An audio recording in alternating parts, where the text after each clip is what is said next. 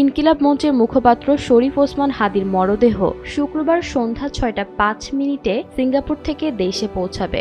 তার প্রথম জানাজা সিঙ্গাপুরের দ্য আঙ্গুলিয়া মসজিদে সকাল ১০টায় অনুষ্ঠিত হবে এবং মরদেহ দেশে আনার পর শনিবার বাদ জোহর মানিক মিয়া অ্যাভিনিউতে তার জানাজা হবে। হাদীর মৃত্যুতে যেন দেশে বিদেশে শোকের মাতম বইছে। সর্বস্তরে মানুষ তার আত্মার মাগফিরাত কামনা করছেন। মসজিদে মসজিদে দোয়া ও মাগফিরাতের আয়োজন করা হয়েছে।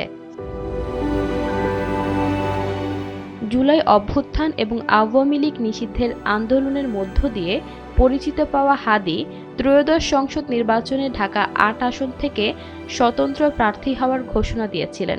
গত শুক্রবার নির্বাচনী প্রচারণার জন্য বিজয়নগর এলাকায় গেলে তাকে গুলি করে মোটরসাইকেলে করে আসা এক আত্মাই। গুলিটি এসে হাদীর মাথায় লাগলে গুরুতর আহত হাদীকে সোমবার দুপুরে এয়ার অ্যাম্বুলেন্সে করে সিঙ্গাপুরে নিয়ে যাওয়া হয়েছিল।